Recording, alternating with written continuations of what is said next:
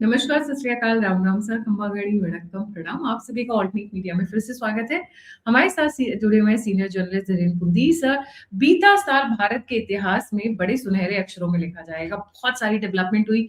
हम कुछ एक मेन डेवलपमेंट्स के बारे में बात करेंगे कि इस साल मोदी जी ने और शाह जी ने मिलकर क्या क्या धज्जियां उड़ाई हैं, या फिर क्या क्या धोखे खाए हैं, या क्या क्या स्टेप्स उठाए गए हैं। डिस्कस करते हैं। शुरू करेंगे साल के शुरू में एक हुआ पहलगाम। दुश्मनों को लगा था कि भाई, जैसे कि धुरंधर मूवी में भी दिखाया गया है, अरे मुंबई कर लिया तो क्या हो गया। एंड हमारे यहाँ हुआ होता, ये डायलॉग है बकायदा मूवी के अंदर, अगर ये पाकिस्तान में हुआ होता तो अब तक तुम इनकी कमर तोड़ देते। Sir, a very warm welcome on the show. जी सर। नमस्कार गायत्री जी और तमाम अल्टरनेट मीडिया के दर्शकों को मेरा नमस्कार है।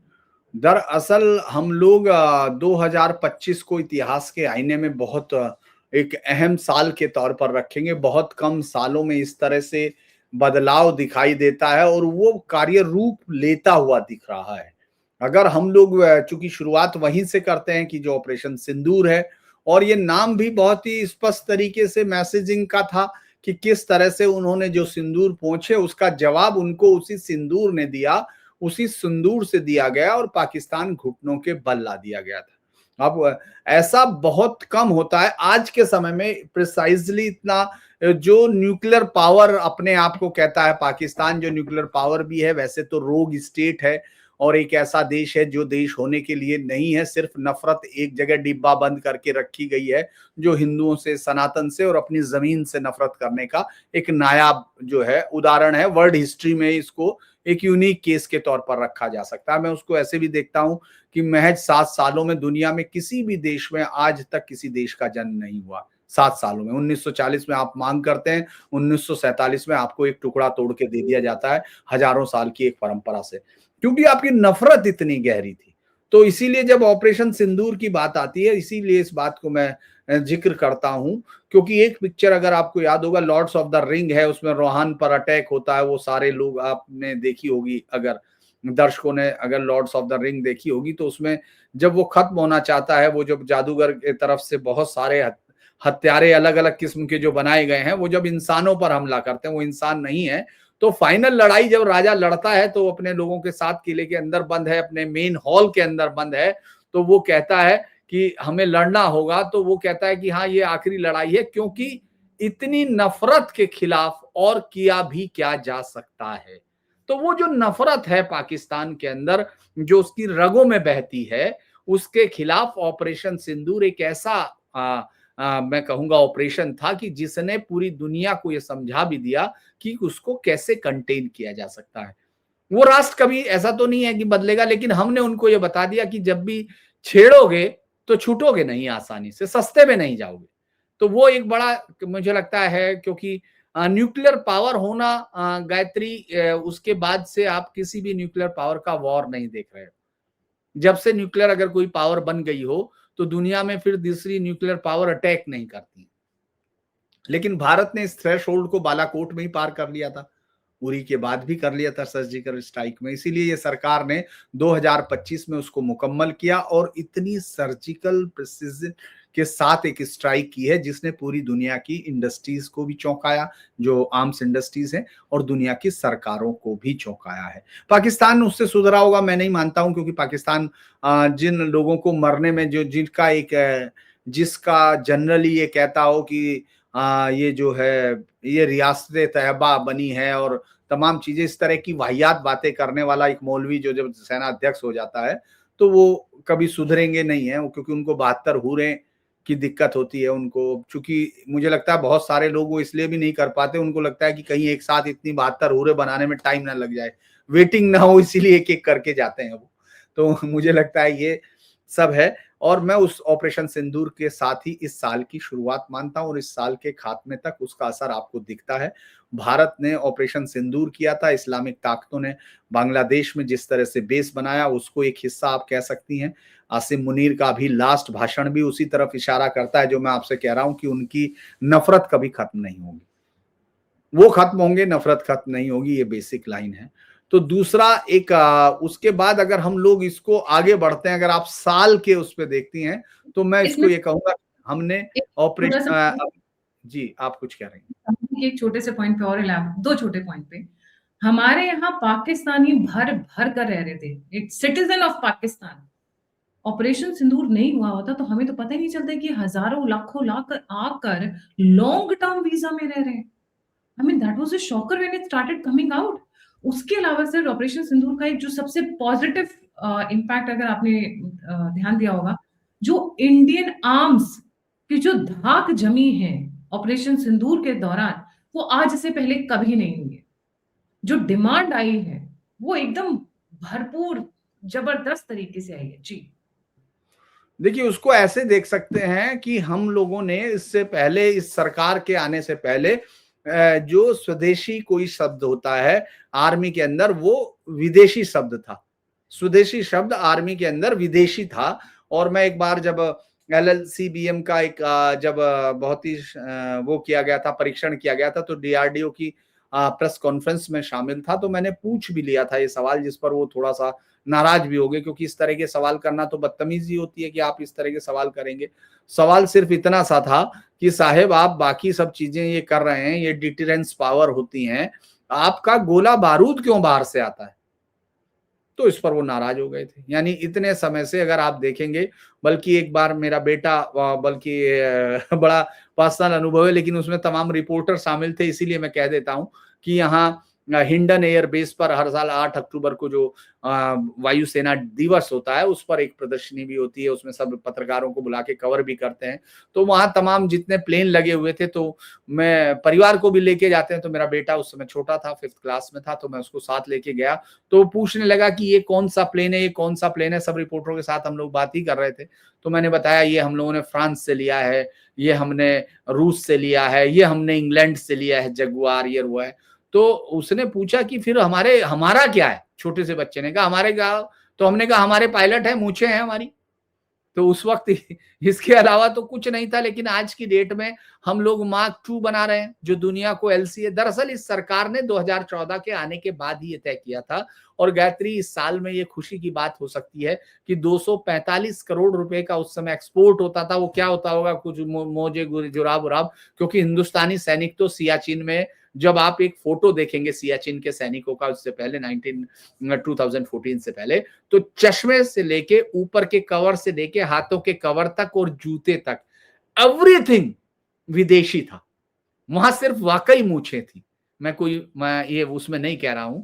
और उसके बाद से ये सरकार ने क्या किया कि अपना स्वदेशी प्रोग्राम शुरू किया। आज 30,000 करोड़ रुपए के एक्सपोर्ट ऑर्डर होने हैं 2027 तक।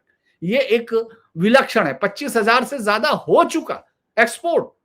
यानी आप थोड़े दिन बाद उस स्थिति पर खड़े होंगे जहां आपका रक्षा बिल आपके एक्सपोर्ट से पूरा होगा।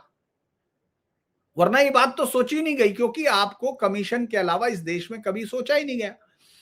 सारंग, धनुष, पिनाका, K4, मतलब जो ट्रायड होता है एटॉमिक, उसका वो भी हम लोगों ने अभी किया। हम लोग बात कर रहे हैं 2 दिन पहले ही हम लोगों ने K4 को किया, जो 3,500 पनडुब्बी से की जाएगी, सबमरीन से। तो हमने उस ट्रायड के पूरे कवर को पूरा कर लिया, जो इंटरनेशनल डिप्लोमेसी में डिफेंस की सबसे बड़ी और सबसे जो परिष्कृत रक्षा प्रणालियां हैं उसमें कही जाती हैं। तो हम लोग उसको ये कह सकते हैं कि वो एक बड़ी चीज थी। इसके अलावा जिन पाकिस्तानियों का आपने नाम लिया, इस देश में इस बात को कभी अपराध माना ही नहीं गया कि आप इस देश के झंडे जलाओ, इस देश को गालियां दो, इस देश का खा के इसके चाकू मारो, और इसके बाद जितने विदेशी हों उनको यहां रखो, क्योंकि कोई मतलब ही नहीं था। देश और विदेश का अंतर अभी तक ये तय नहीं हुआ इस देश में, गायत्री, कभी भी नहीं हुआ।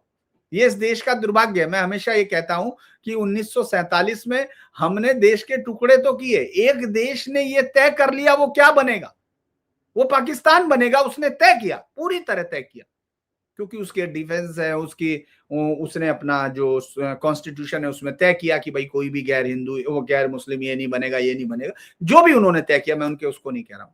लेकिन एक देश इस तरफ था जिसने आज तक ये तय नहीं किया कि वो खिचड़ी बनेगा, वो बिरयानी बनेगा, वो तंदूरी बनेगा, वो क्या बनेगा भाई। यार, आज भी आप ये कह रहे हो, आपको शर्म आनी चाहिए इस देश को कि आज भी वो कह रहा है कि हम वहां रिश्ते कर रहे हैं। दुश्मन देश जिससे 4 बार लड़ा, तो आपको चले जाना चाहिए था भाई। आपने वोट दिया था वहां उसको बनवाने में। आप आज वहां रिश्ते करते हो आज भी। मैं तो हैरान होता हूं कि ये कैसा देश है, ये कैसे करता होगा, क्योंकि इस देश में देश होने की कोई स्थिति होने नहीं दी थी उस समय की राजनीति ने। तो एक बड़ी चीज आपने जो बताया, वो लाखों लोग निकले, उस पर बात हुई। आपको याद होगा वो जो बीएसएफ के मतलब पैरामिलिट्री फोर्सेस के पति की पत्नी का मसला, कि इस देश की इतनी बड़ी पोजीशंस पे बैठे हो यार, आप होंगे, आपका विशेषाधिकार होगा, आप पता नहीं क्या होंगे, लेकिन वो राष्ट्र की आजादी के बीच में ही हो सकता है। किसी भी राष्ट्र की आजादी के पेरीमीटर से बाहर आपकी कोई व्यक्तिगत आजादी नहीं होती है। ये सिर्फ सुप्रीम कोर्ट की सीढ़ियों पे चढ़ के कुछ लोग जो मानसिक विलासिता के लिए इस तरह का इस्तेमाल करते हैं, क्योंकि देश की लूट का बहुत बड़ा पैसा उनकी जेबों में होता है, वो इस तरह की बातें करते हैं कि हम लोग साड़ी पहन के, दाढ़ी मूंछ वाले साड़ी वाले, अभी आपको दिख रहे होंगे वो बच्चे जो अपना दाढ़ी, वो साड़ी पहन के दाढ़ी वाला आ रहा है और गजब। तो नहीं मतलब वो नहीं, उनको तो वैसे बनाया, चलिए वो तो एक उसकी जेनेटिक प्रॉब्लम्स थी, जो भी एक्स वाई जेड, वो अलग चीज है। ये तो बन रहे हैं भाई, ये तो बने कुछ और थे। इनके माँ बाप, इनको लगता है क्योंकि वो उस लेवल पे चला गया जब आपने एक देश को सराय में बदल दिया हो। तो इसलिए 2025 ऑपरेशन सिंदूर के आपके सवाल का जवाब यही है कि उसने ये फैसला किया कि ये देश क्या बनेगा, उस तरफ पहला कदम एक बढ़ा। दूसरा एक बहुत इंपॉर्टेंट, चूंकि आपने सवाल उस तरफ से कर दिया तो मैं उसी तरफ जाता हूं, अल्लाह मैं उसको लास्ट में लेता। मैकाले 200 साल पूरे होने जा रहे हैं। देश के प्रधानमंत्री ने बताया कि 200 साल पूरे होने जा रहे हैं 10 साल बाद। उस आदमी के जिसने ये तय किया था कि इस देश में सिर्फ शक्ल सूरत और शरीर से इस देश की मिट्टी में पैदा हुए लोग रहेंगे, बाकी सब से वो तन अंदर से, मन से, उनके विचारों से, उनके काम से वो अंग्रेज होंगे। उस आदमी ने ये तय किया था। हजारों साल की एक संस्कृति को खत्म करने के लिए जिस तरह से उसने, और वो बहुत सफल मॉडल था, है, उसमें कोई शक नहीं। मैंने मेरी जिंदगी में इतने सालों में, अब हो सकता है कोई दिखाने के लिए बता दे, मैं आपके, चूंकि आपके इसको प्रोग्राम को मैंने देखा, बहुत सारे आईएएस आईपीएस भी देखते हैं, बहुत सारे लोग देखते हैं मैंने आपके चैनल के बारे में, क्योंकि एक दो ने मेरे से जब बात किया कि हमने आपको वहां देखा तो मैं हंसने लगा कि मैंने कहा यार, मैं तो मेरी जगह भी दिखता हूँ, तुमको वहीं दिखाऊं क्या? लेकिन वो एक लाइटर नोट पे है। लेकिन वो तो उसने जो है, आप मेरी जिंदगी में अभी तक मुझे एक भी आईपीएस आईएएस और वो नहीं मिला, हिंदी बेल्ट की बात कर रहा हूं, जिसके घर में कोई हिंदी का अखबार आता हो। तो ये कोई बात ही नहीं हुई। तो एक आपने उसका इतना सफल मॉडल है। अच्छा, रीजनल लैंग्वेज के हैं जो रीजनल मतलब हिंदी इंग्लिश का मतलब नेशनल नहीं है, जो दूसरे हमारे राज्यों से आने वाले लोग हैं उनके यहां भी नहीं मिलता उनकी भाषा का, इंग्लिश से ही होता है। तो इसीलिए जो जिस आदमी ने 200 साल पहले ये कंसेप्ट लाया होगा, वो कितना सफल रहा कि आज तक हम उसी जैसा बनने में लगे हुए। लेकिन 2014 में प्रधानमंत्री नरेंद्र मोदी औपनिवेशिकवाद से लड़ने की बात करते हैं। उस वक्त किसी ने ध्यान नहीं दिया, हम लोगों ने भी नहीं दिया। हमारे लिए तो चूंकि जब प्रधानमंत्री आए तो हमको लग रहा था भाई इनको फोन किया है शायद माँ गंगा ने, इन्हीं के पास, उन्हीं के माँ गंगा के पास इनका फोन नंबर होगा। मतलब एक मैं जोली नेचर जो पत्रकारों की होती है उसी आइडिया में हम लोग रहते थे। लेकिन हमको ये मालूम नहीं था कि ये शख्स जो बोल रहा है ये ऐसा करेगा, ये कैसे कर सकता है। हमको जब सबसे पहले लगा ये तब, गायत्री, जब इस देश में विदेश विभाग, विदेश मंत्रालय की पहली प्रेस कॉन्फ्रेंस हिंदी में हुई। हमको लगा ये जो कह रहा है वो करेगा। अब 2025 में जब वो ये कह रहे हैं कि मैकाले से मुक्त होना है, तो वो यकीन करने वाली बात है। 2025 में 2035 का जो एक कॉलोनियल माइंडसेट है उसकी सफाई के अभियान को ओपनली श्री गणेश कर दिया गया है, उसके खात्मे की तैयारी की गई है। ये 2025 की सबसे बड़ी मेरी नजर में खबर है, क्योंकि जीतेंगे तो हम जरूर, पाकिस्तान हमको हरा नहीं सकता है, क्योंकि हम वो बहुत अच्छा डायलॉग है, हालांकि आपने देखी है धुरंधर, मैंने नहीं देखी अभी, जो मैंने क्लिप्स में देखी है, जिसमें वो कहता है कि वो जो हिंदुस्तानियों के सबसे बड़े दुश्मन सबसे पहले नंबर पे हिंदुस्तानी है, पाकिस्तानी तो दूसरे पर आते हैं। हालांकि ये डायलॉग जो भी है, आदित्य धर शायद उसका नाम है जो डायरेक्टर है, उसने ये वहां से चुराए, पाकिस्तान से ही लिया है, साभार में बता दूं, क्योंकि लूज टॉक के जो मकसूद अनवर है, उसका सबसे बड़ा आज से 10-15 साल पहले का एक वीडियो पड़ा है, जिसमें वो कहता है कि दुनिया में हम नमक उत्पादन में दूसरे नंबर पर हैं। हाँ, नमक हराम पैदा करने में पहले नंबर पर है, पाकिस्तान में वो बोलता है। तो पाकिस्तान में वो बोलता है, तो मुझे लगता है ये मजाक पर है एक उसका और डायलॉग बड़ा अच्छा है, और शायद वो उससे बहुत सारे भारतीय, राष्ट्रवादी मैं कहूंगी, भारतीय नहीं, राष्ट्रवादी कनेक्ट करेंगे। घायल है इसलिए घातक है। भारत घायल है। एक बड़ी घायल इंटरेस्टिंग चीज ट्रेटर से, जी, हाँ, प्लीज प्लीज प्लीज करो। घायल है ट्रेटर से, गद्दारों से, घायल है अपने नेताओं से, घायल है अपने बेईमान ब्यूरोक्रेट से, घायल है घुसपैठियों से। भारत घायल है, तो इसको घातक बनाने की जरूरत है। Let's give them back to back, tit for TET.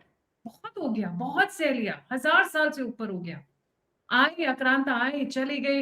अब ये समय ये है कि रीढ़ की हड्डी दिखाएं और खड़े हो जाएं। बहुत हुआ, नहीं तो बचेंगे नहीं। हम जिस मोड़ पर हैं, इतिहास के जिस मोड़ के ऊपर अब हम हैं सर, हम या तो डू और डाई की सिचुएशन है। लोगों को सुनने में बुरा लगेगा, बट ये फैक्ट है। जी सर। दरअसल मैं बहुत बार चीजें ऐसे ही देखता हूँ, सोचता हूँ कि ये हजारों साल की सभ्यता अगर कोई निरंतरता में है तो उसकी शक्ति क्या है, उसकी कमजोरियां क्या है। तो शक्ति तो यही है कि ये सृजना में यकीन रखती है, सृजन करती है, ये सबसे इवॉल्व बड़ी इवॉल्व नहीं है। हमेशा क्रिएट करने में यकीन रखती है, क्रिएशन, सृजन का। और दूसरा क्या है कि जो मैं आज भी सोचता हूँ, बहुत दिनों से भी, मैं अभी नहीं, अभी तो बहुत लोग बोलते हैं, मैं तो बहुत सालों से ये सोचता हूँ कि हम इसलिए हैं क्योंकि हम जिज्ञासु हैं, हम जानना चाहते हैं। तो इसीलिए ऐसा नहीं है, देखिए हमको कोई खत्म इसलिए नहीं कर सकता। मैं हंसता हूं कि 5 करोड़ इंडियन तो अब दुनिया के अलग अलग देशों में रहते हैं, तो हमारे आइडिया तो बने रहेंगे, आप जो जाए कर दीजिए। तो इसीलिए भारत की ताकत वही है। खैर, अब हम लोग आगे की तरफ चलते हैं। पॉलिटिकल आइडिया, चूंकि इसको आपकी इसका टाइम बाउंड है, हम लोगों को खत्म भी करना होगा आपके इसमें। दरअसल हम लोग इस बार की सबसे बड़ी पॉलिटिकल घटना दिल्ली का चुनाव मानते हैं। बिहार की चुनाव की जीत बहुत बड़ी हो सकती है, वो उनको ताकत दे रही है, लेकिन यकीनन आप सोच के देखो, खुद गायत्री, जब आप अपने घर जा रही हो और रास्ते में वो इलाका, जबकि आप दुनिया जीत के जा रही हो, और आप जब जा रही हो जिस इलाके से, वो आपके दुश्मन का हो, जो आपको रोज गाली देता है, सुबह उठते ही पानी बाद में पीता है, पहले गाली देता है, तो कैसा लगता होगा। जब पीएम एयरफोर्स 1 से उतरते होंगे, पालम टेक्निकल एरिया से निकलते होंगे, फिर वो वहां पहुंचते होंगे, या वहां जहां भी उनका वो है, उसको जैसे जाते होंगे, वो सोच के क्या जाते होंगे, क्योंकि जो ये कहता है कि मोदी तू हमको हरा नहीं सकता, तुझे अगला जन्म लेना पड़ेगा विधानसभा में, है जो ये कहता है दिल्ली के मालिक हम हैं, हम, वो जो दिल्ली का मालिक था, उसको हराना जो है 2025 की सबसे बड़ी घटना मुझे लगती है।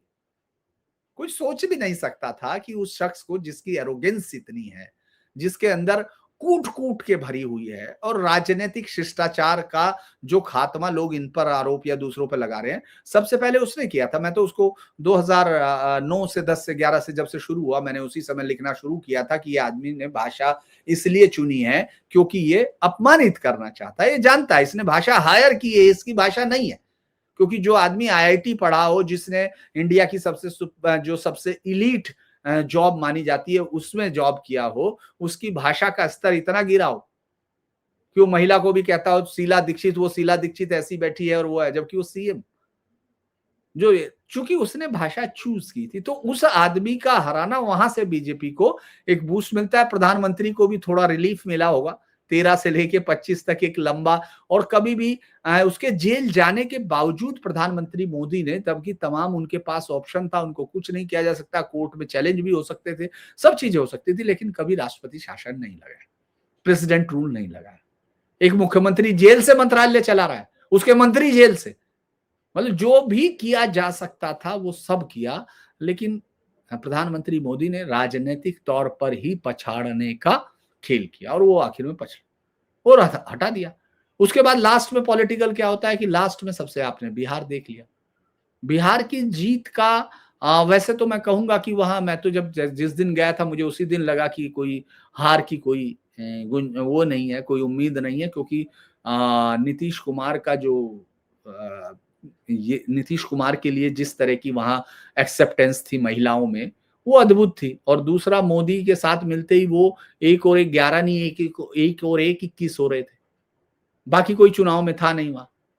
तो इसीलिए वो चुनाव तो एक था, लेकिन वो आने वाले समय के लिए बूस्ट अप करता है, बूस्ट करता है। दूसरा, अब जब हम लोग बात कर रहे हैं तो 2 और इस साल में 2 बड़ी घटनाएँ हैं जिन पर मुझे लगता है कि मैं बोल देता हूँ, शायद आप उनको ना शामिल करना चाहें, लेकिन मैं बोल देता हूँ। एक है कि ये संघ का 100वां वर्ष है। संघ यस। को 100 साल हो गए हैं और संघ ने, मुझे सिर्फ उसमें इतना ही कहना है कि इस देश की संसद में गृह मंत्री जवाब देते हुए चर्चा के कहते हैं कि तुम संघ को गाली देते हो। जर्मनी में जिस तरह से, या राहुल गांधी जहां भी जाते हैं, पानी पीते हैं, गाली देते हैं, फिर पानी पीते हैं, फिर गाली देते हैं संघ को, फिर खाना खाते हैं, फिर गाली देते हैं संघ को। तो उन्होंने कहा कि इस देश का प्रधानमंत्री, गृह मंत्री, रक्षा मंत्री, ये सब स्वयं सेवक हैं, संघ के स्वयं सेवक हैं। तो एक ऐसा संगठन बना जिसने देश को अखंडन करने की प्रक्रिया में अपने आप को फासिस्ट भी कहलाया, अपने आप को तमाम चीजें कहलाई, लेकिन लक्ष्य एक है कि सनातन की रक्षा होनी है, देश अखंडन होना है।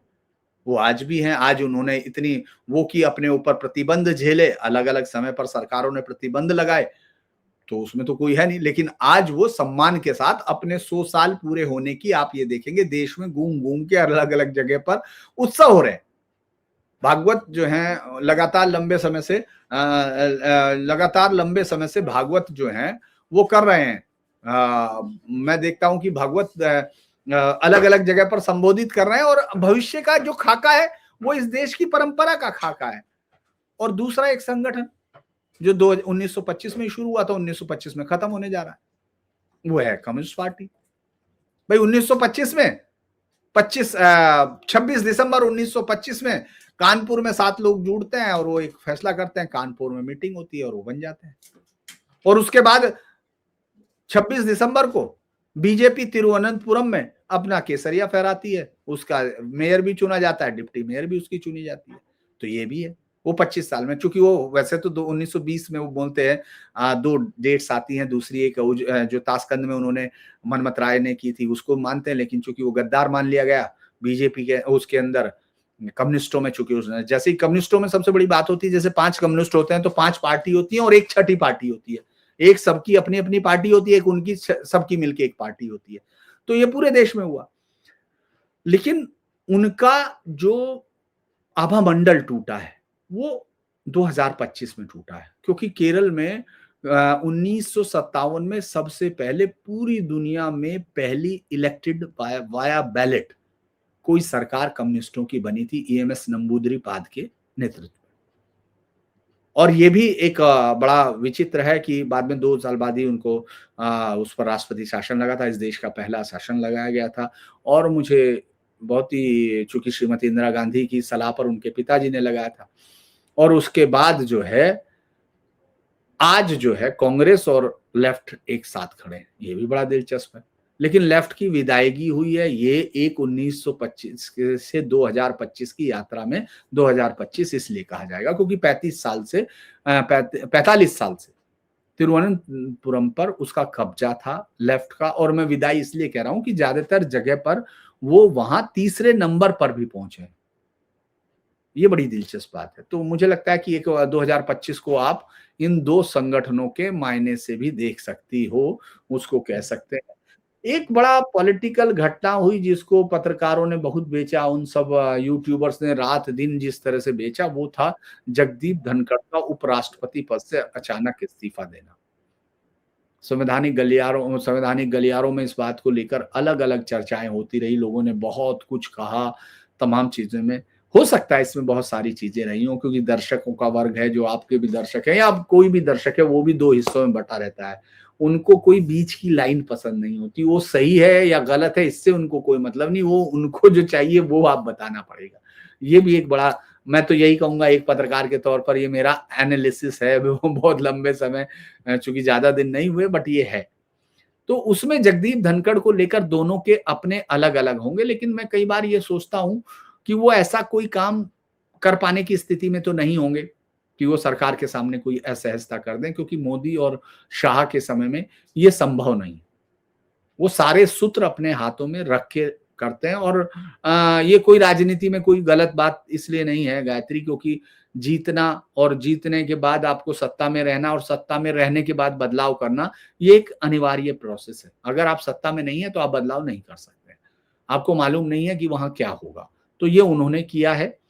और एक और बड़ी चीज, मतलब जगदीप धनखड़ पे अगर आप कहेंगी तो मैं इसको और विस्तार, या मुझे लगता है कि इतना ही बहुत है, क्योंकि ये समय के गर्भ में गई हुई एक रहस्यमय पहेली है जिस पर किताबें लिखी जाएंगी। और वो कहेंगे कि किसी को लगेगा कि रात में वो कहीं फौज ना बुला लेते, ऐसा कुछ है, इस तरह की कहानियां जो है लिखती रहेंगी। खैर, और ज़्यादा एक एक्सट्रीम कौन बुलाने वाला पॉइंट है ना? ऐसा भी नहीं, लोगों ने मतलब बोला। कुछ भी बोल सकते हैं, वो कुछ भी कर सकते हैं उन लोगों का। जैसे वो एक निश्चित यूट्यूबर्स का मैं जब भी देखता हूं तो मैं उनका थंबनेल जरूर देखता हूं। अभी आजकल थंबनेल मैं भी थोड़ा ऐसे बनाने लगा, लेकिन लेकिन वो जो मैं उनको देखता हूं तो मुझे लगता है कि वो जितने दिन से बेचारे मोदी 11 साल से हैं सर रोज दिल्ली में, वो सर एक भी उनके रात सोए नहीं, एक भी सर रात सोए नहीं है। सबसे इंटरेस्टिंग होता है इनके जो एस्ट्रोलॉजर्स आते हैं, वो एस्ट्रोलॉजर्स यही बोलते हैं कि बस इसी 3-4 दिन में, 3-4 हफ्ते में बस रेजिग्नेशन आने वाला है मोदी का। अच्छा, वो तो मतलब खैर इस मैं तरीके उनको सुनता नहीं, क्योंकि एस्ट्रोलॉजर को मैं कभी किसी को भी नहीं सुनता हूँ, तो इसलिए मैंने उनको सुना नहीं है। लेकिन मैं उनको जरूर सुनता हूँ जो रात दिन पत्रकारिता की दुहाई देते हुए ये बताता है कि एप्स्टीन फाइल में जो है मोदी और शाह हो सकते हैं। मतलब जिसकी मानसिक स्थिति का स्तर इतना है, इतना वो इतना लोग जो वे है उनको, मतलब अब और आप ये सोचो वो सबसे बड़ा नेटवर्क है। तो मैं सिर्फ ये कहना चाह रहा, मतलब इस पे वो नहीं, ये डिबेट वाला भी नहीं है। मेरा सिर्फ ये कहना है कि इस दौर में कोई भी रिपोर्टिंग करना, कोई भी चीज करना, वो दोनों प्रो एंड कॉन्स होंगे। लेकिन जगदीप धनखड़ का इस्तीफा एक वो छोड़ के गया है पहेलियां, जिसको अभी भी सुलझाया जाना बाकी है। हालांकि ज्यादातर लोगों ने जो मोदी समर्थक हैं, या जिनको लगता है कि वो इस समय हम लोग ये मानते हैं राष्ट्रवाद की लाइन है, तो उन लोगों का ये मानना है कि वो नुकसान पहुंचाने की स्थिति में या कोशिश करने में थे। और उन्होंने जिस तरह से उसको स्वीकार किया था, वो थोड़ा सा जिस तरह से महाभियोग का जो चर्चा के लिए स्वीकार किया था, दैट वाज उस तरह से नहीं था, वाया रूल बुक नहीं था। हालांकि उन्होंने, याद होगा, बाद में आके जो दिखाई दिए, यहां तक हो गया, मैं तो हैरान होता हूं कई बार कि उन्होंने कहा वो गायब हो गए, उनको लाए, हैबियस कॉर्पस की बात होने लगी। मतलब इस देश को ऐसा नाटक बना दिया। और उसके बाद हम लोग कुछ उन पर बात कर लेते हैं जो लॉ है, क्योंकि मुझे लगता है बहुत लंबा हो जाएगा। जो विवादास्पद लॉ है, वक्त धनखड़ के संशोधन साथ अधिनियम। जुड़े हुए जस्टिस वर्मा का बात नहीं होगा तो सर वो इनकम्प्लीट हो जाएगा। इस बार अच्छा, हाँ, सुप्रीम कोर्ट जस्टिस वर्मा को इसलिए उसी पे मैं सोच रहा हूँ कि जस्टिस वर्मा अगर इस अबाध इम्यूनिटी के साथ नहीं होते तो अभी तक वो जेल में सड़ रहे होते। अभी तक उनके पास एक अबाध इम्यूनिटी है। और इस देश में जो कॉन्स्टिट्यूशन के अंदर जो डिविजन्स ऑफ पावर है, उसमें जो डिस्क्रिशनरी और जो एक इंडिपेंडेंस देने का सपना संविधान बनाते हुए संविधान निर्माताओं ने सोचा होगा, उसका ठीक उलट जुडिशियरी ने किया। एक तो मुझे जुडिशियरी को लेके हमेशा से एक बायसनेस रहती है ये दिमाग में, कि उन लोगों ने इस देश में सुप्रीम कोर्ट की इमारत, इस देश की अकेली बिल्डिंग है अब बची हुई, अकेली, जिसके अंदर इस देश का हिंदुस्तान जो है गूंगा भी होता है और बहरा भी होता है। चूंकि ना तो उसकी सुनी जाती और ना जो वहां बोला जाता है वो सुना जाता, अगर उसको अंग्रेजी नहीं आती है। ये दुनिया में मुझे लगता है औपनिवेशिक दास्ता की सबसे जीती जागती मूर्त और अमानुष तस्वीर है, जिसको बदला जाना चाहिए था। मैं तो ये मानता हूं कि उसको तमिल में होना चाहिए, भाषा को तमिल हो, हम तमिल सीखेंगे, जिसको सीखना है वो सीखेगा, कन्नड़ सीखे, तेलुगु सीखे, एक बार तय कर लीजिए, लेकिन हिंदुस्तानी तो हो, भारतीय तो हो, ताकि उसको भगवान राम जो है लॉर्ड रामा और सन ऑफ दशरथ ना कहना पड़े। किसी भी भाषा में वो बोलेगा भगवान राम का, बस इतने से सामने वाला समझ जाएगा। और इसी का सबसे बड़ा कारण ये है, जब आपने ये कहा जस्टिस वाला, तो वो तो है ही, इतने करोड़ों रुपया मिलना, और जो लेयर्स बता रही है वो कई सौ करोड़ रुपए की है। अगर उसमें देखेंगे वो लेयर्स की ऊंचाई अगर इतना है तो पैसा। लेकिन इस देश में वैसे भी, मैं कई बार गायत्री सोचता हूँ, मजाक में बोलता हूँ अपने दोस्तों के साथ, जब मैं कॉफी पीने जाता हूँ तो मैं हमेशा हंसता हूँ कि देखो, याद रखो यार, मैंने आज सुबह मेरा मुंह कड़वा हो गया अखबार पढ़ते हुए। पूछते हैं क्यों? हमने कहा यार मैंने करोड़ वो देखा, उसको करोड़ों का घोटाले की रकम, और वो 2000 करोड़ से कम निकली। बड़ी बेइज्जती हुई पढ़ने की। इस देश में जो भी रकम है वो हजारों करोड़ में है। बड़ी बेइज्जती होती है अगर आप ये पढ़ लो ना कि किसी में 400 करोड़ रुपए का घोटाला हुआ, लगता है कि यार इसने थप्पड़ मारा, ये चोर भिखारियों को भी दिखाने लगा अखबार वाला। तो इस देश में वो तो है। तो आप ये सोचिए उस हाई कोर्ट के जज के यहाँ कितने पैसे होंगे जो कैश में होंगे। अजीत की फिल्मों को भी मात दे दिया। वो लायन कितने आदमी थे, वो टाइप क्या बोलता था कि कितने पैसे, उस जमाने में लाखों में लोगों के मकान आते थे, तब वो कहता था कि 50 करोड़। तो लोग ऐसे आंखें करते थे। अभी तो कोई, अगर मुझे कई बार शक होता है कि अगर कोई ये कहता है कि इनकी हैसियत, ये साहब फला सरकारी नौकरी में है और इनकी हैसियत 50 करोड़ की है, तो मुझे लगता है कि मेरी जेब में तो 5 लाख भी नहीं है, लेकिन मुझे लगता है कि ये बहुत ही भिखारी किस्म का आदमी है, इससे बात करने का वो मजा नहीं आएगा। तो यही हाल उस वो मुझे लगता है कि वो उस तरह की चीजें हमने जस्टिस वर्मा के यहाँ होते हुए देखी है, और ये दुर्भाग्य है कि आप उसमें कुछ नहीं कर सकते। आप बैठे हैं, ये बयान भी जो हम दे रहे हैं, ये शीर फ्रस्ट्रेशन। पर सर इस साल अगर आप देखें तो इस साल हमने जुडिशरी के कई पहलू देखे हैं। एक जी आर स्वामीनाथन जी भी देखे हैं, जस्टिस सूर्यकांत भी देखे हैं, यशवंत वर्मा भी देखे हैं, तो वहीं यादव जी भी देखे हैं जो इलाहाबाद में जो काफी कंट्रोवर्शियल हो गए थे। इस बार हमने जुडिशरी के अंदर एक चेंज के लिए जो बिगिनिंग्स होती हैं, the seeds for beginning we have started noticing that, है ना? इस बार एक चेंज दिख रहा है कि अब बीज पड़ गया है, धीरे-धीरे शायद उधर बढ़ रहा है। जी। वो अभी नहीं पड़ा गायत्री, वो बीज तब पड़ गया जब आप सोशल मीडिया पे आप खड़े हो गए, जब आपने रिक्लेम करना शुरू कर दिया, जब आपने उन पर सवाल करना शुरू कर दिया, जब आपको आनंद रंगनाथन जैसा एक आदमी मिल जाता है जो कहता है मैं माफी नहीं मांगूंगा, जो मैंने कहा सही कहा। जब आपको ये मिल जाता है, जब लोग इस पर बोलते हैं कि जस्टिस आप जो है बौद्ध हैं, लेकिन आप हिंदू धर्म का अपमान कर रहे हैं, जानबूझ के कर रहे हैं, क्योंकि आपको पता है आपको कोई सरतन से जुदा के नारे लगाता हुआ नहीं दिखेगा। जब आप नुपुर के लिए कहते हैं जो स्क्रिप्चर्स में लिखी हुई बात को दोहराती है, तो आप उसकी गर्दन काटने के नाम पर जो है आप कहते हैं कि देश में आग लगा दी। मतलब आप ये कह रहे हो कि मरने वाले ने देर की, इसीलिए उसकी गलती है, इसीलिए कातिल को मजा देना चाहिए, कातिल को उसकी क्षतिपूर्ति देनी चाहिए, क्योंकि उस गरीब बेचारे दर्जी की गर्दन काट दी, इसके लिए सुप्रीम कोर्ट। तो ये उसके बाद जो देश का बैकलैश था ना, उसने खड़ा किया गायत्री। कोई बदलाव की तो ये तो पहले भी थे, ऐसा थोड़ी है ये सारे चीफ जस्टिस कहीं दुनिया के किसी और ग्रह से आते हैं।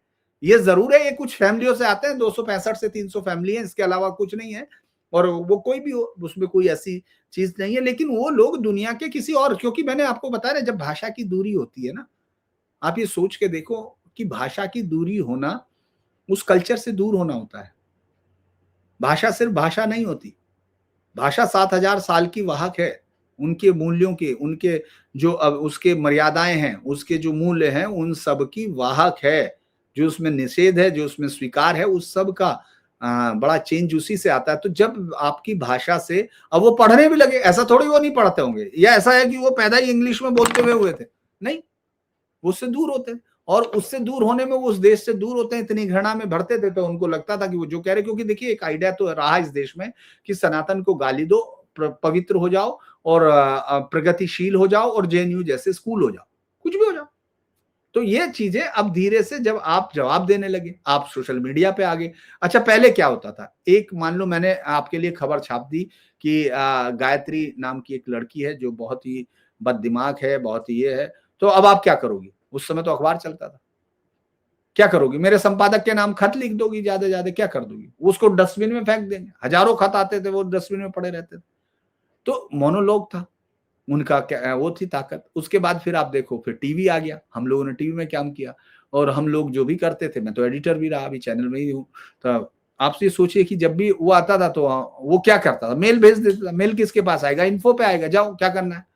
लेकिन जैसे ही ट्विटर आया, जैसे ही सोशल मीडिया आया, अब आप लिखोगे कि गायत्री बददिमाग है, तो हजारों लोग हो सकता है तुम्हारे समर्थन में वो लिख के भेज देंगे फोटो के साथ कि धीरेन पुंडी नाम का पत्रकार झूठा है।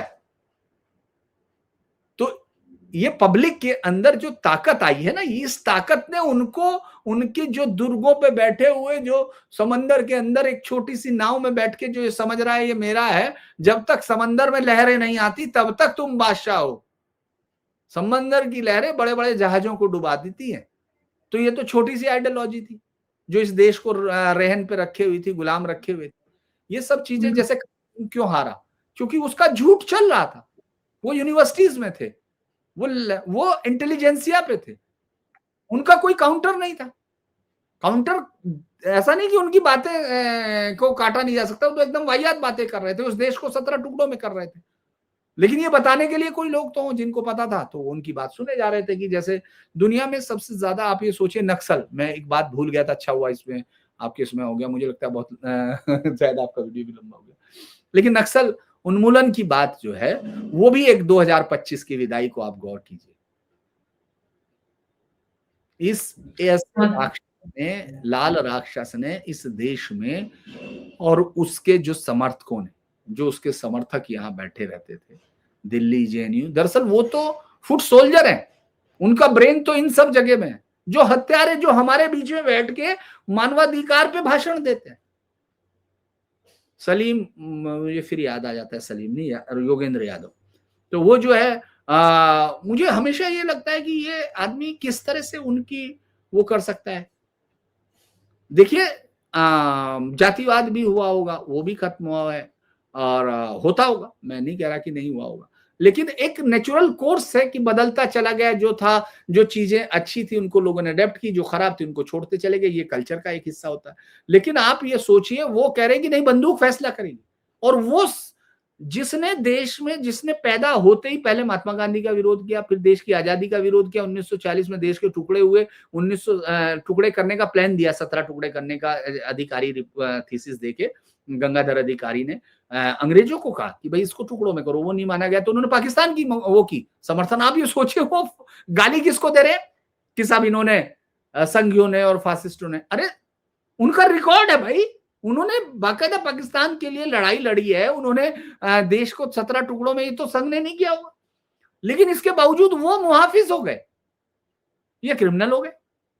उसके बाद उन्होंने 4 साल तक इस देश के खिलाफ सशस्त्र संघर्ष किया, 47 से लेके, देश की जनता भूखी है, ये आजादी झूठी है, बीटी रणदीवे नारे लगा रहा है, इस देश के खिलाफ सशस्त्र संघर्ष हुआ, रजाकारों के हथियार लेके, वो फिर भी देश के लिए, वो देश के टुकड़े बनेंगे वहां से लेके आज तक।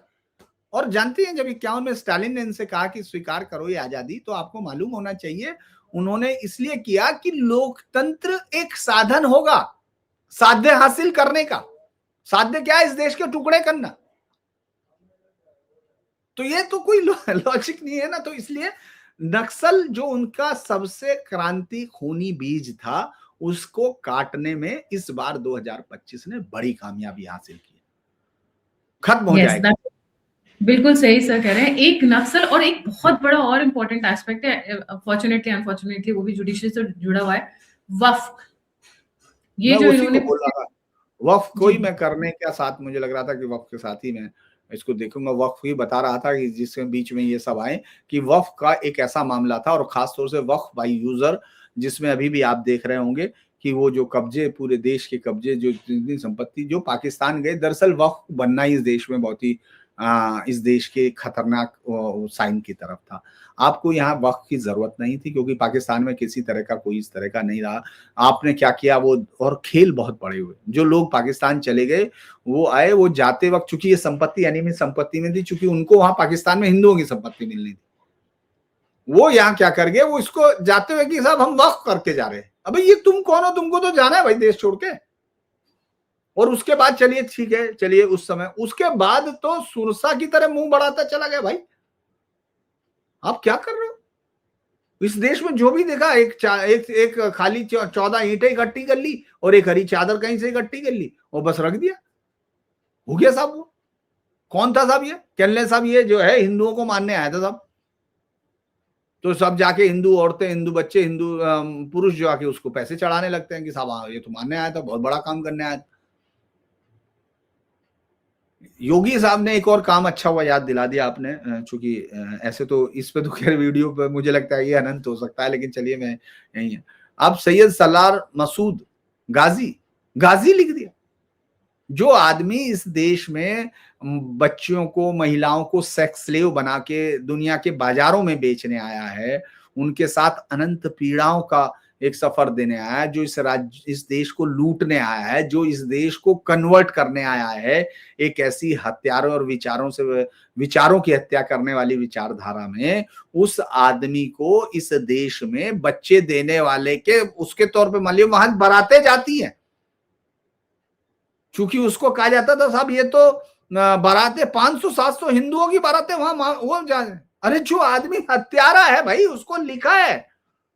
हाँ, मुझे उस इंग्लिश अधिकारी का नाम, बहुत ही फेमस अधिकारी है, जिन्होंने लिखा कि उसके लिए लिखा कि यहाँ ये लोग उसके जा रहे मिशनरीज के सामने मत्था टेकने हिंदू। ये उसने लिखा 1935 1835 1935 में शायद वो है। वो मैं कोट मैंने दिया था उसमें, अभी मुझे एकदम दिमाग से निकल रहा। बहुत ही फेमस अधिकारी हैं वो इंग्लिश। उसने क्या, तो आपने योगी जी ने बंद कराया इस बार, जाइए। तो वक्फ उसी का हिस्सा है, जिसको देखो उसी को वक्फ कहने। साहब कौन कहने, अच्छा ठीक है हमने मान लिया कि जो आपका होगा वो तो होगा, लेकिन आप कह रहे हो कि नहीं हम इसको यूज कर रहे। सबसे ड्रैकोनियन लॉ क्या था कि साहब जो उन्होंने कह दिया ये वक्फ है, आप जाके साबित करते घूमिए, उनको करने की जरूरत नहीं, उसने तो चद्दर डाल दी, अब आप जानो। अरे रुमाल डालने पे सीट पे उसमें भी झगड़ा होता था, कोई भाग के डाल दे दूसरा, इसमें तो कोई बात ही नहीं, तो खुली सीट है जहां डाल दे। ये तो उस आदमी बैठे हुए आदमी के सिर पे रुमाल रख दे, वो आदमी बेचारा अपने आप को कहे कि साहब मैं सीट नहीं हूं, ये साबित करे। तो इस तरह का माहौल था। मुझे लगता है वो सरकार ने बहुत बड़ा काम किया, अभी भी वो सुप्रीम कोर्ट में फंसा हुआ है। सरकार को पूरी ताकत के साथ सुप्रीम कोर्ट में लड़ना चाहिए, पूरी ताकत के साथ, और अगर हो फिर वापस बिल लाना चाहिए और फिर बिल लाना चाहिए और इस एक्ट को खत्म करना चाहिए। वक्फ नाम की संस्थाओं का इसमें कोई वो नहीं। जी, आई नो सर थोड़ा सा लंबा है, साल भर का लड़का थोड़ा सा तो हो ही जाएगा। लास्ट वाला जो लूंगी, ट्रम्प पूरे साल एंटरटेनमेंट किया इन्होंने इलेक्शन होने के बाद जनवरी ऑनवर्ड्स। इन्होंने भारत को पहले धोखे से वोट्स लिए यूएस में अमेरिकन के, इंडियन अमेरिकन के, और फिर जो इन्होंने बाहें मरोड़ने की कोशिश की, तो पहली बार मैं कहूंगी भारत के इतिहास में एंड जियो पॉलिटिक्स में मोदी और शाह ने मिलकर रीढ़ की हड्डी दिखाई है। नहीं तो हमारे यहाँ एक मौनी बाबा भी थे जो जाकर माफी मांग कर आ जाते, कि डिस्पाइट द फैक्ट कि अटैक हमारे ऊपर हुआ था। मैं मुंबई हम लोग की बात कर रही थी सर जी। दरअसल ये एक इंडियन पॉलिटिक्स का, मतलब फॉरेन पॉलिटिक्स या जियो पॉलिटिक्स में इंडियन स्टैंड होना, एक अलग काम करना, ये बहुत ही अलग बात है। वरना तो मित्रों के नायक आर्काइव्स हैं और अलग से हैं। आपको याद होगा सैमूर हर्ष ने बाकायदा कहा था अपनी किताब में कि मोरारजी देसाई किस तरह से सीआईए के वो उसमें थे, तो मोरारजी देसाई ने मुकदमा भी किया था और मुकदमा हार गए थे। मोरारजी देसाई मुकदमा हार गए थे।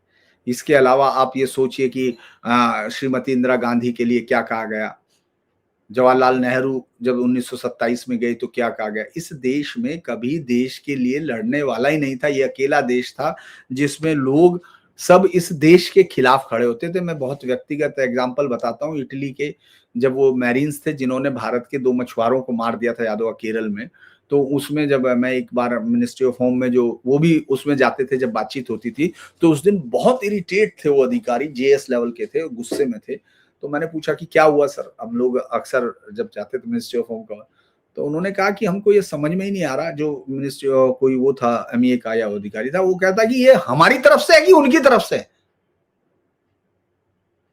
इस देश में इस तरह से ये विदेश नीतियां चली हैं, जो वो चाहते थे वो करा लेते थे। क्योंकि आप ये सोचिए ये कैसे संभव होगा, कोई राष्ट्र अपने आप पे खड़ा भी होना चाहता है और हथियार उसके गोला बारूद से लेके सब बाहर से आएंगे, ये कैसे संभव हो सकता है। तो ये तमाम चीजें खराब थी, आप उनके कहने से कर रहे थे, क्योंकि आपके पास आबादी एक बड़ी ताकत है, अब वो तय भी हो गया, तो इस वजह से आप जो कर रहे थे उससे जो हासिल कर लेते वो थे। वरना तो एक दौर था जब हम अमेरिकन अनाज पर इतने ज्यादा डिपेंडेंट थे कि जो उस समय पीएमओ को, पीएमएस जो था सेक्रेटरीट था और पीएम ऑफिस जो है, वो एक अधिकारी की ड्यूटी यही थी कि वो ये देखते रहते थे कि जो वहां से चले हुए अनाज के शिप्स हैं वो कहां तक पहुंचे,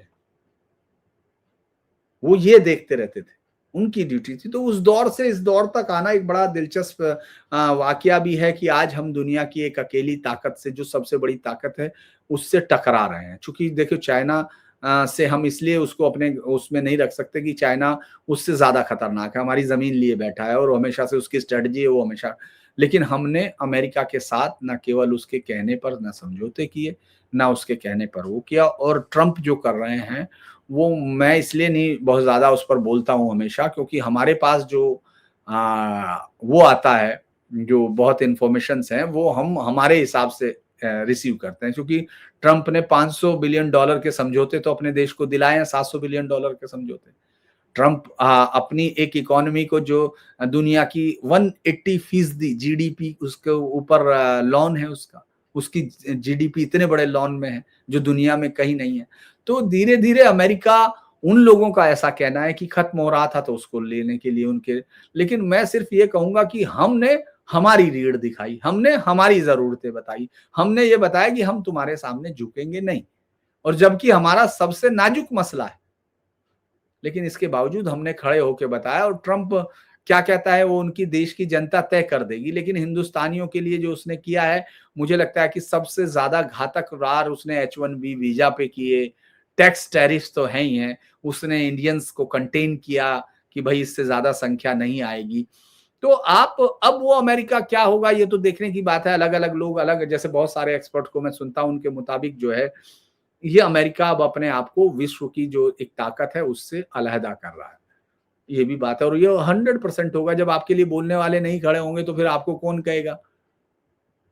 तो वो एक है। लेकिन हाँ, भारत इस समय मुझे लगता है कि अपने कूटनीतिक उसमें अपनी रीढ़ की कीमत चुकाने के लिए तैयार दिखता है, दृढ़ प्रतिज्ञ दिखता है, और उसके ऑप्शंस तलाश रहा है। उसकी आंखों में आंखें डाल के कह रहा है कि हम ये नहीं करेंगे, ये हमारे लिए हमारे फायदे का नहीं। हम आपका क्या है, हमसे मतलब नहीं, लेकिन ये हमारे फायदे का नहीं है। और हम उनके बरक्स न्यूजीलैंड से समझौता कर रहे हैं एफटीए का, हमने इंग्लैंड के साथ किया है, हमने जो रेस्ट ऑफ वर्ल्ड है उसके अंदर अपने ऑप्शंस तलाशे हैं। ये एक यूनिक बात है।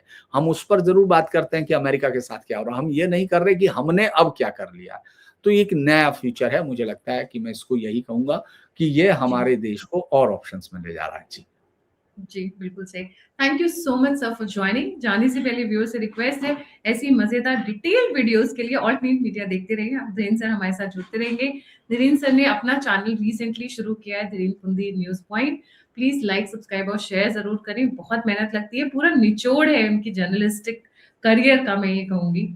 और बहुत सारी खबरें जो शायद पहले वो नहीं निकाल पाते थे, क्योंकि आई रिमेंबर जब कुलदीप सर पहले आते थे तो हमें लाइन लेंथ पहले डिसाइड करनी पड़ती थी, क्योंकि तब वो obviously he was committed to certain journalistic media houses, तो वो नहीं होता था, पॉसिबल नहीं था वो करना। बट अब बहुत सारी स्टोरीज निकालेंगे और मिलकर निकालेंगे। इसी के साथ बहुत बहुत धन्यवाद। Thank you so much sir. जय हिंद, जय श्री राम, हर हर महादेव। जय श्री राम।